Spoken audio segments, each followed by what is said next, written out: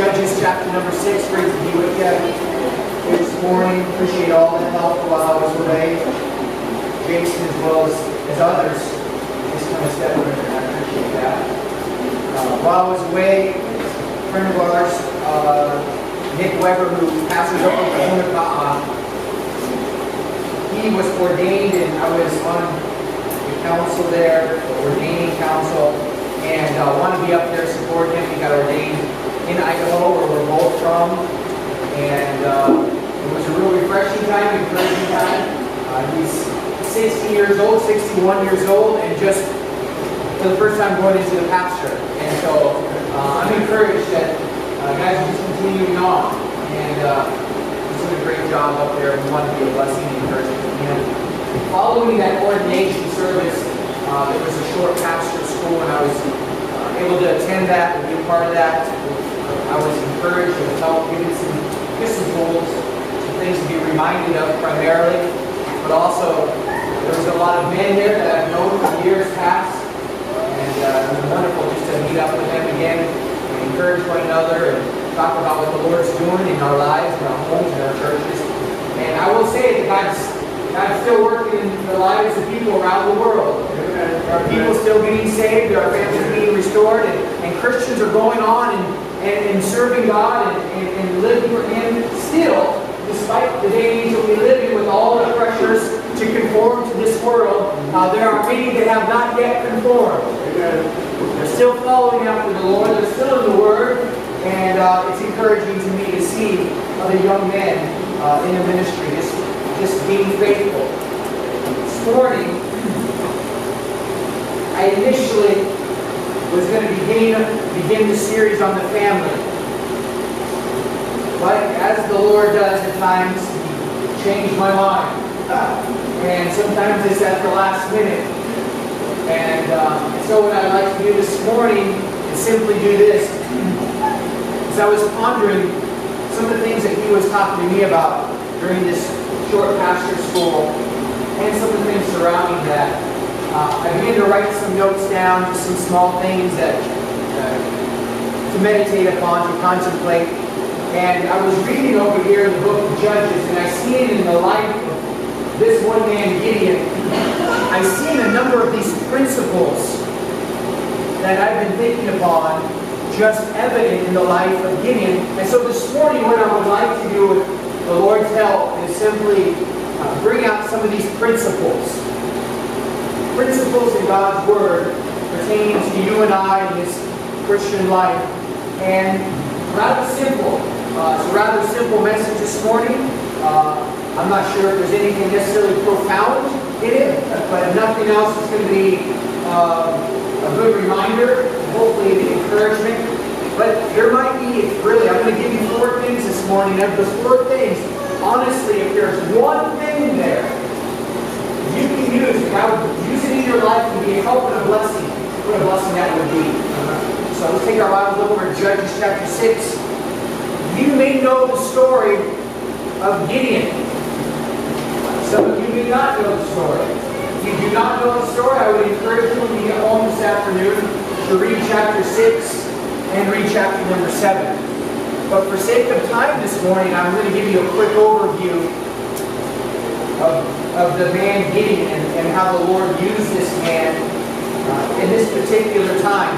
To give you context for the book of Judges, the book of Judges was written around the time that the children of Israel had been brought out of Egypt into the promised land. Moses brought the men of Israel from Egypt and brought them right up to the threshold. But because of his sin, he was not able to bring them into the promised land. So his apprentice, Joshua, brought the children of Israel into the promised land, dividing the land up amongst the different tribes, and got everything in order. Then after which, the Bible talks about every man doing that which is right in his own eyes. And we see the problems of the children of Israel. One of the problems was they would begin to adopt some of the religion and the mindsets and the thinking of the surrounding nations. And that's always a bad thing. We don't need to be like the world. God has called us out of the world. He said, in fact, to be separate from this world. And we're to be a light. We're to be salt. If you're saved here this morning, you are a changed individual. You are a new creature in Christ. You couldn't even really be like the world if you wanted to, but I'm afraid there's so many Christians that are afraid to take a stand on some things and to step out and be different. And that was some of the problem of the children of Israel. And so what God would do is use other nations to bring judgment upon them. And then once they went into captivity, they would cry out to God like a lot of Christians do when they're in the depths of despair and they're finally starting their prayer life.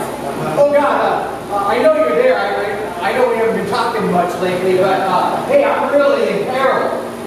And so they cry out to God, and God would of course hear their prayer, and He would raise up a man to bring about, in a sense, redemption, to bring them out from underneath the affliction of some of the nations that surrounded Israel. So once again, they'd be delivered, things would be good for a while, generally about 40 years, and they'll fall right back into the same problems. I'm thankful this morning that when we talk about Christianity, we're not talking about another religion.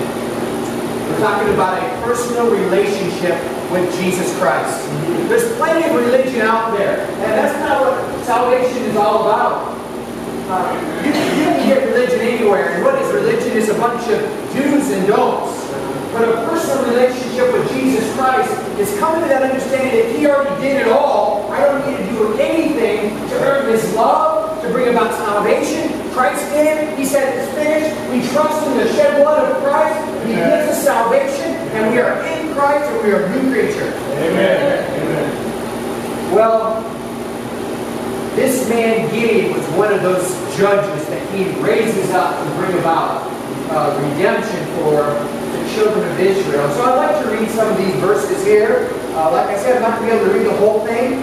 I'm going to read these, and then we're going to pull out a few truths here. And I'd like you to write those truths down and then meditate on them for the rest of the day. And hopefully you can apply them tomorrow morning.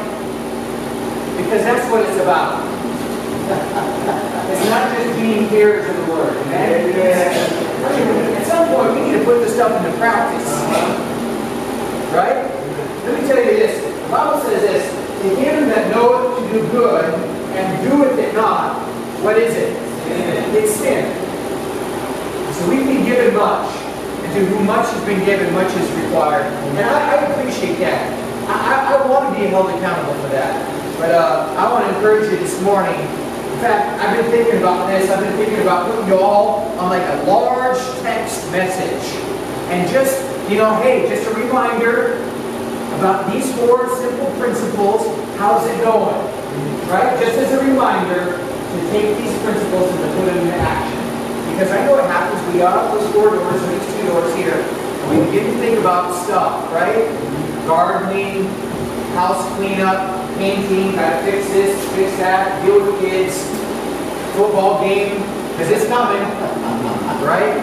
And honestly, those things will always be there. But what we take, we put into practice to honor the Lord with, that's important. That's the most important. So anyway, all right, just an idea. And maybe if you're interested, just give me your number and I'll put you on a blue text and just we'll do that. All right, Judges chapter number 6, verse number 11. And of course, I'm skipping around a little bit. I'm just trying to give you the general idea. And there came an angel of the Lord and sat under an oak which was in Ophrah, that pertained unto Joash the Abiezrite, and his son Gideon threshed wheat by the winepress to hide it from the Midianites. And the angel of the Lord appeared unto him and said unto him, The Lord is with thee, thou mighty man of valor. And Gideon said unto him, O my Lord, if the Lord be with us, why then is all this befallen us? Well, the quick answer is, hey, everybody's sinning. Everybody's going contrary to what they know is right. Judgment will come. It'll come to America. It'll come to your home. It'll come to the churches. When we know what is right to do, we fail to do it, judgment will come. And it might not be like lightning down the first day, but it will come. Amen.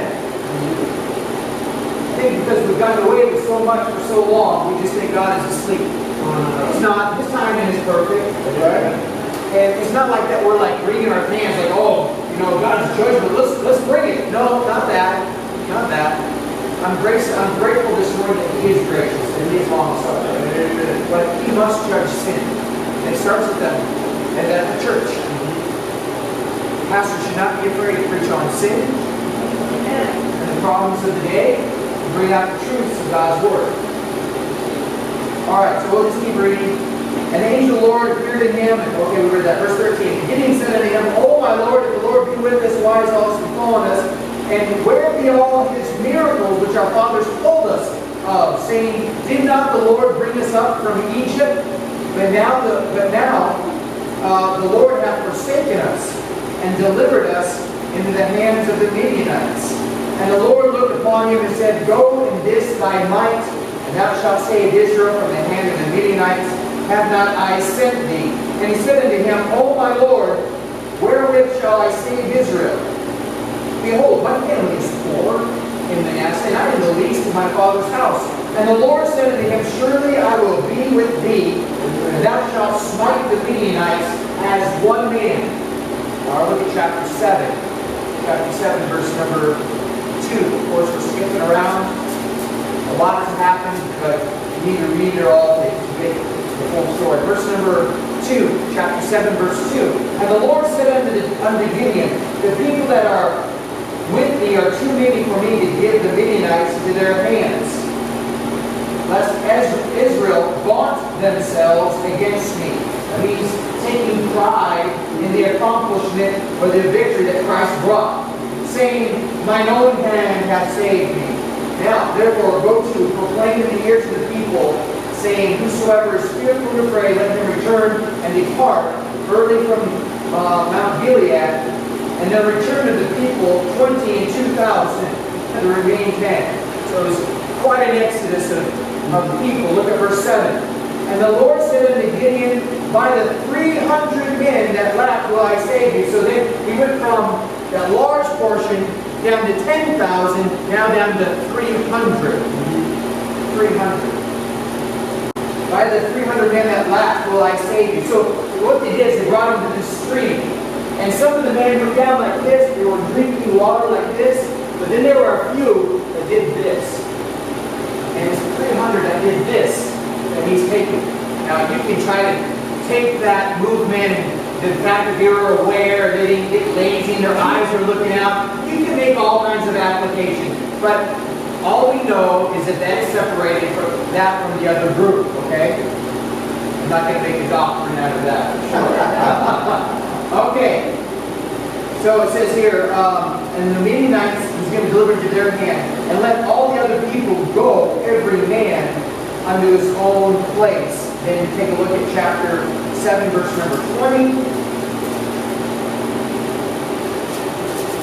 And the three companies blew the trumpets. And so he took the 300 and he broke them up into groups of 100, spread them out. It says, and the three companies blew the trumpets and brake the pitchers and held the lamps in their hands and the trumpets in their right hands to blow withal. And they cried, The sword of the Lord and of Gideon. And they stood every man in his place round about the camp. And all the host ran and cried and fled.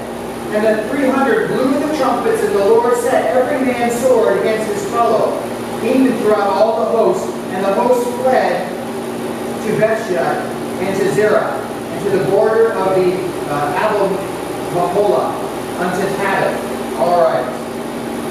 So, God did something pretty amazing with just a few people. We're going to pull out some principles from this story of Gideon. So let's pray. Lord, we know that the preparation of the heart is from you, so we ask you, Lord, would you prepare our hearts to receive the message this morning. I pray, Lord, as I've already prayed yesterday and early this morning, that God, you take this message, make application to us, and I pray to be a help and a blessing to somebody here this morning. God, we are grateful for the truth that are found in your word, and help us to be doers this morning.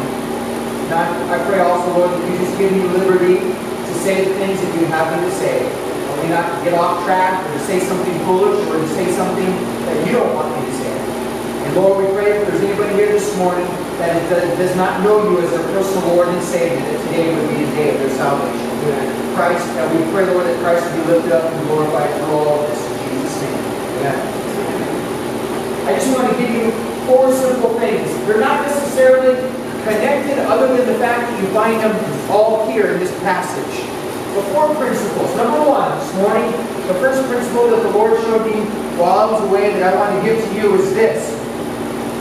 The extraordinary comes when you're found doing the ordinary. The extraordinary comes when you're found doing the ordinary. Look at verse number 12 of chapter 6. It says, "And the angel of the Lord appeared unto him," this is Gideon, "and said unto him, The Lord is with thee, thou mighty man of valor." Look at verse number 11. "And there came an angel of the Lord and sat under an oak which was in Horeb, and pertained unto Joash the Abirite, and his son Gideon." Now listen to what Gideon was doing. He was threshing wheat by the winepress, and he was hiding it from the Midianites because they would come in there, they would destroy all the crops so that the children of Israel would go hungry. So he's just laboring in the field. We live in a day and age. You had Generation X, Generation Y, Generation Z, none of the millennials. Everybody wants to do something extraordinary.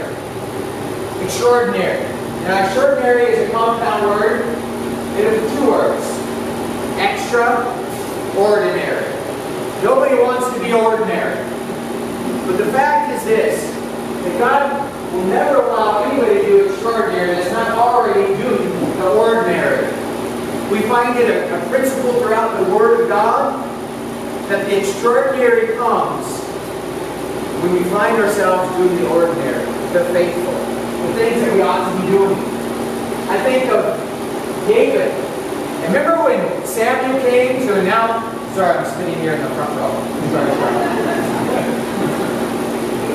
Remember when Samuel came to anoint the next king after Saul? And he looked at Jesse's boys, right? Oh, surely this is it, right? He goes on down the line, and the only one that wasn't there was David. Where was he? He was taking care of the sheep. When David goes to fight Goliath, you know what his brothers are? They're on the front line, but David is watching the sheep. I think about Peter. He was out just fishing. I don't know if we have any fishermen here today. Any guys that like to fish? Just you and me, brother. You and me. Anybody? I'm sure there are trying to want fishing. You like to fish. There's a few. Yeah, you guys are just like, yeah, stretch a little bit. All right. You know what Peter was doing? He was fishing. The Lord called. Think about all this sacrifice he was doing. You know Elisha, the prophet after Elijah? He comes along. What was Elisha doing? Out in the field. Elijah's like, well, he knew what was next. He was done. Someone was taking his spot. He wasn't real happy about it. He just took off his clothes. He threw it on him and just kept walking like that.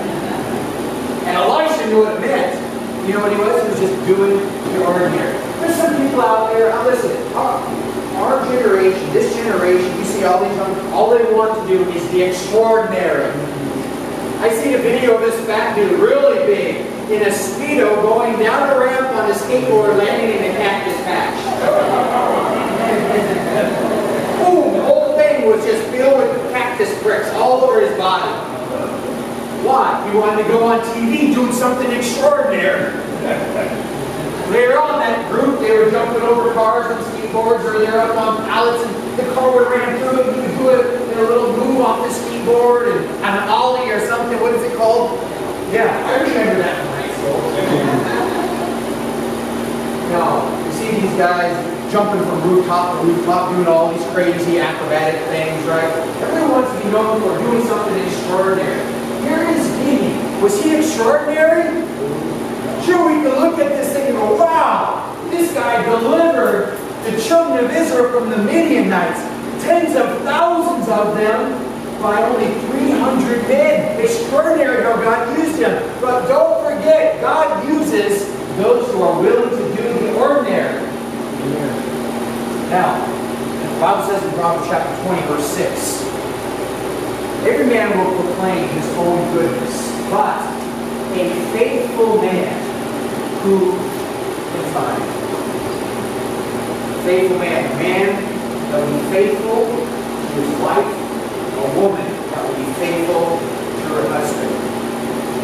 children that will be faithful to the Lord. Amen? Faithfulness. Just doing what we know we need to do. We're doing what we know we should be doing. We're faithful. We're doing the ordinary. We should be ordinary as Christians. Hey, listen, as Christian men, we should be able to show up before it's time to work. We ought to put in a hard day's work. We ought to be honest and forthright. We ought to be one of the best employees that company has. That's just doing our job. That's not going above and beyond. That's just being a godly man, period. That's just being an ordinary Christian man. I'll tell you what, you want to be extraordinary. Sometimes by doing the ordinary, you'll even just stand out. But listen, I want to be used of God. You want to be used of God. And sometimes we get this idea that only the extraordinary really matters. Oh, no. Sir, man, just do the ordinary. And when it's time, if God chooses, He'll put something in your life, an opportunity to go above and beyond. And you've got to be doing the ordinary first. Number 2, you see in the second verse, the second thing we want to look at here is found in the next verse, verse number 12. We started to read that earlier. And it says this, the angel of the Lord appeared unto him on the Gideon and said unto him, the Lord is with thee. And I love this. Thou mighty man of valor. Point number 2 is this. Sometimes we can get discouraged because we do not see ourselves the way that God sees us. Now listen, I can preach a whole message on this particular topic right here. Seeing ourselves the way that God sees us. It is not prideful, it's just a scriptural observation. It is a scriptural reality that when God sees you and me, He sees the righteousness of Jesus Christ. Amen. He sees individuals that are more than conquerors. Hey, listen, you and I have victory over every single sin that's in our life. You have a vice, you have a problem, you got a secret sin. Hey, listen, God has already given you the victory over that. Amen. God saw Gideon as a mighty man of valor. Now, wouldn't it be just neat just to contemplate for a moment, how does God see me? How does He see Ken? If you were to put Ken in there, Ken, thou mighty man of valor, would that change the approach to the task at hand? Thou mighty man of valor. Absolutely. And God saw in me a victorious warrior, a mighty warrior, a man that's capable, and said, hey, I'm giving you the power of this earth. I'm going to be with you. You can do it. It would change my perception. Hey, listen, we have struggles, but our problem is we see ourselves the way we used to be. And we're not looking at the way that God sees us today. When we woke up, we are victorious. We are the righteousness of Jesus Christ. We are the children of God. And we are more than conquerors through Him. And so when we wake up, we're not already defeated because of past failures, but we are victorious because of who we are in Christ. We need to change the way we see ourselves. I look at the task of raising 5 children and I think, oh God, how do I do this? I need a better father. I've seen examples this last week of men that were better husbands and fathers. I'm like, oh Lord, I want to be better. And I can see these things, and I know that God is able and willing to work through me to make me the father, the husband, the pastor that I need to be. And it's not necessarily me, it's going to be Christ in me. You understand that? Doesn't mean that I don't try harder, or I work harder, or I take note of areas I need to improve and make those efforts, but listen, it's still going to come down to God's grace and power resting upon me, enabling me to be able to do those things as I make those efforts. The Bible says in 2 Corinthians chapter 5, verse 17, therefore if any man be in Christ, that means you're saved, you're born again. He's a new creature. Old things are passed away, behold, all things are become new. I'm a new creature. How is that creature different than the old creature? We need to understand the differences, because that is not what we used to be is not what we are today. But yet we live in the past. Our struggles, our problems, and our failures, and our shortcomings. Hey, listen. Does it mean that as a new creature in Christ, we don't have our problems? But we need to look at the future the way that God sees the future. He sees sees us in relationship to the nation. The Bible says in 1 Samuel 16:7, talking to Samuel, says, "But the Lord said unto Samuel, look not on his countenance," speaking of Saul, the next king, "look not on his countenance or on the height of his stature, because I have refused him. For the Lord seeth not as man seeth." You should underline that in your Bible. 1 Samuel 16:7, "The Lord seeth not as man seeth." And I got to see, I listen to some really great speakers and preachers this week. I was like, oh man, I wish I could articulate the way that pastor articulated. I wish I could communicate the truths the way that man communicates those truths. And the way that, and I find myself just like almost comparing.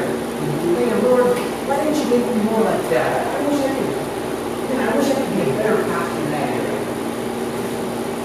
And then I was talking to a number of those. They were the main speakers, and they're some of my good friends. And they came up, one of the guys came up to me, and he says, "You know what? I really appreciate you. You're like a Barnabas in my life." And for a moment, I thought, I'm looking for who God, I can only be so many things, right? And I guess if God's done that in my life, then maybe that's what I am. Maybe I'll never be this great articulate guy or this great powerful preacher, but maybe God can use me in the ways that He's created me. Sometimes we try to look at things a little bit differently. Look at the way that God sees us, not the way that we see our own lives.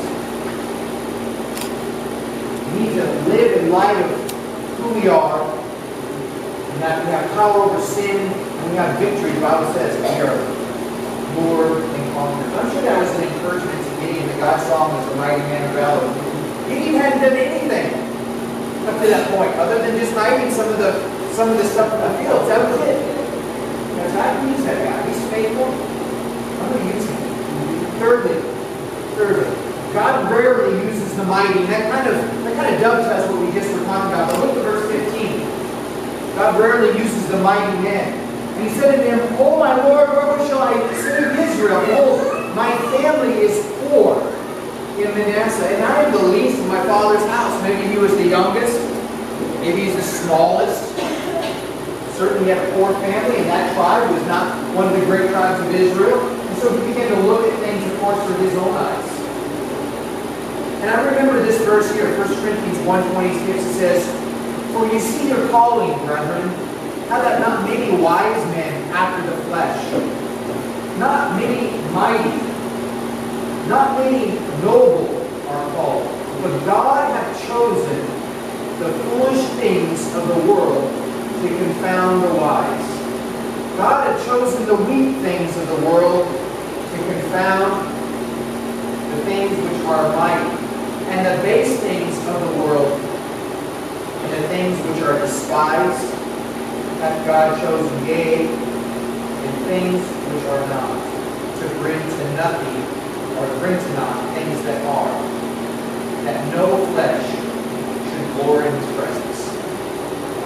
That truth is evident even later on in this story, when God takes the 30,000 plus and whittles them down to 300, just so that they would not take credit for that glory of that battle of the victory there. God very rarely uses the mighty men and women. He had to take Gideon through those steps, the whole barley roll and all that kind of thing. Sometimes you may think you need to be somebody or achieve or get all this known before God's able to ever use you, and that is not the case. Even as a pastor, you think sometimes, is this the best way of reaching people, by just preaching the Word of God? And the answer is yes. It says, for God, He honors the preaching of the Word of God. It's foolishness to them which are lost, but to us, it's the power of God. He uses preaching. He could have used anything. He could have used cartoons. He could have used mannequin, or he could have used those, what do you call those guys who never speak? They just kind of lines. Yeah, he could have used those. He could have just used good works in our lives to communicate the gospel to everybody. But you know what He uses? The foolishness of preaching, opening our mouth. Not to say that good works, those things are void. I'm just saying he uses foolishness. Why? Because it's foolishness to man. And in that, he gets the glory. He gets the honor. So sometimes what makes sense to our culture or the people around us, it may make sense to them, but it doesn't necessarily mean that it's scriptural. Or it might be something they like or don't like. It doesn't really matter. What lines up with the Word of God? What honors Him? What's His method? I'm here for Him, not my neighbors. Right? Not my families. Not my friends. I'm here for the Lord to serve Him however He wants. And so sometimes in this particular principle, but we got to get past ourselves and our inabilities and just trust God and trust His Word. Right? Why? When we do it His way, we know that we're unable to do it. God gets the glory in our life. That's what He does all the saving. That's why I don't have to travel to Mecca and go through all this rigmarole to earn credits in heaven, right? Or any other work. Christ did all the work. Why? Because He gets all the glory. Right? Salvation is a free gift. What could you ever do, Ken, to earn your way to heaven? I mean, how much money would it take to get to heaven, right? How many good works would it take? I mean, how many times do you need to get baptized to get to heaven? It's not of works, lest any man should boast. And salvation is all of God. It's all of God. Everything that we're talking about here is of God. Now, number 4, the last thing here this morning. Last thing here is in chapter 7, verse 2. And it's this. Write this down. I think this is something that you can just kind of roll around in your mind for a little while. Living by faith may require us to figure out the details along the way. Living by faith does not mean that God's going to spill it all out and we're just going to take that list and then go and do it. That is not living by faith. Living by faith is He's going to give you a general idea, and then you're going to have to maybe fill out the details along the way. I'm going to show you this. Look at chapter 7, verse number 2. And the Lord said unto Gideon, the people that are with thee are too many for me to give the Midianites into their hands, lest Israel vaunt themselves against me, saying, mine own hand has saved me. That would make sense. You go up against another army with an equal amount of men. That makes sense. But that's not what God wanted to do. So what did God do? He whittled all these people down to 300 men, and He says, go and take the Midianites. Question: did God tell Gideon to take the pitcher, take the trumpets, surround the Midianites, blow your trumpets, hit the pitcher with the light in it, and bring about this chaos down below? Did God give him those instructions? You may not know it. No, He didn't. All right. So let me ask you this question: what instruction did He give to Gideon? Nothing.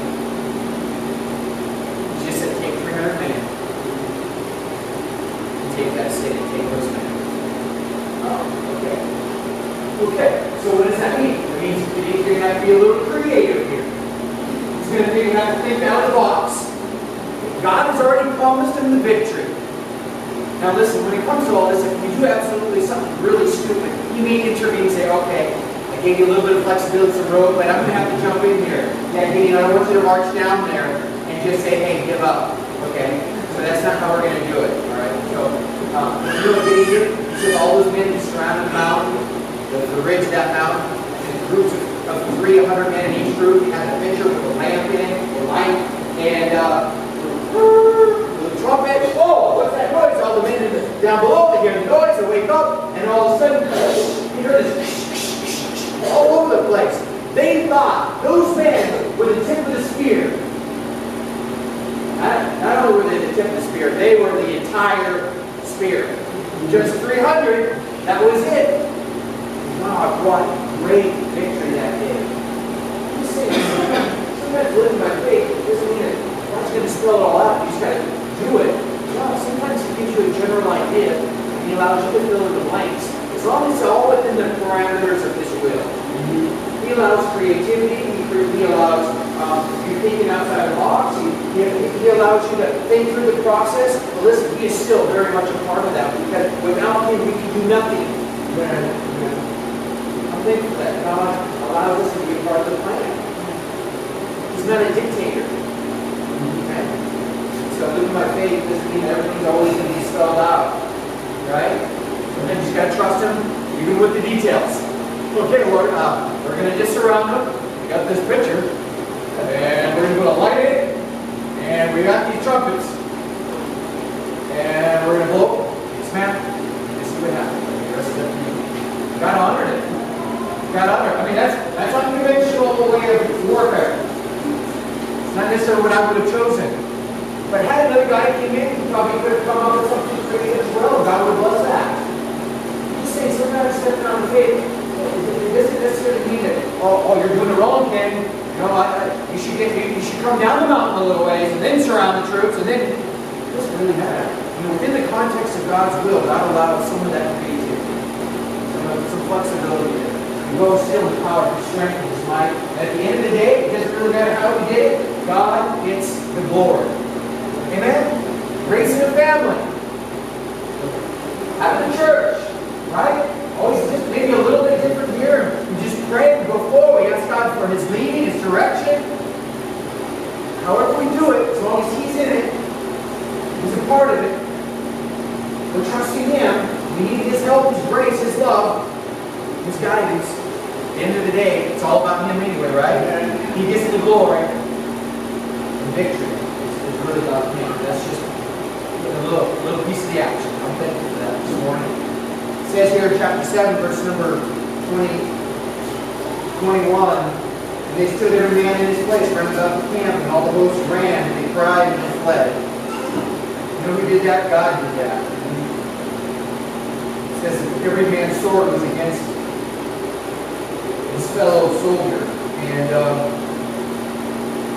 God brought a great victory that day. Well, later on, they want Gideon to be this great commanding officer. You know what, pride eventually got in there, and he just owned ephod, and the children of Israel went pouring after that, and went right back into that. But despite Gideon's seemingly problems and his failures, he was still a man of God used in the right way. There's principles in his life that we can draw from. And maybe help us a little bit as we walk this Christian walk. Let me just name them off for you again, and then we'll close. Number one, the extraordinary comes when we're found doing the ordinary. Number two, seeing ourselves the way that God does changes everything. Number three, God rarely uses the mighty. And then number four, living by faith may require us to figure out the details. All right, just some principles we got to me this week as I was at this pastor's school and found in the life of wisdom and wisdom. So anyway, I hope those are helpful to you, encouragement to you. You live for the Lord. Amen. Well, it's great seeing you here this morning. Thank you for coming to church. Hope you guys look out of God's Word and encouragement to you. If you ever need any prayer or encouragement, please give us a call so that we can pray for you and do what we can to be a blessing to you. Okay. If you're here this morning, maybe you've gone to church in the past, you would say that you're a religious individual, but you personally never asked Jesus Christ to save you. You don't know what that really means. Maybe you grew up in a certain religious sect and you never heard the word salvation or being born again. When it comes right down to it, you don't know for sure where you're going to go when you die. You have a pretty good idea, but you have still some questions maybe. I'd be happy to sit down, just give you some Bible verses, nail that thing down with you so you can know for sure where you're going to go. Some of you are like, whoa, you can really know for sure? You can know for sure. You don't have to doubt, you don't have to worry. Good works outweigh the bad works or any of that. Because we're not trusting in our works to get into heaven. If we did, then yeah, how was this week? Maybe, maybe not. And that's not how salvation works. Salvation works when you put your faith and trust in Jesus. Say, God, you died on the cross in my place. That's what I deserve. I need to pay for all my sins there. Christ says, I stepped in, I paid for them. All you have to do is trust the work that I did on the cross. Dying for your sins, shedding my blood. The Bible says that His blood covers us from all our unrighteousness. And when we ask Him to save us, we recognize that Jesus Christ is God. He died for us, He was buried, and He rose again. When you put your faith in that work of the cross, God will save you. He will make you a brand new creature. And It's not another one of those things that you add to the list of, oh yeah, I'll try that religion or that religion. No. Because when you come to this point in your life, you know that He's the only way. Amen. In fact, that's what He says. He says, I am the way, the truth, and the life. No man cometh to the Father, but by me. It also says, neither is there salvation in any other.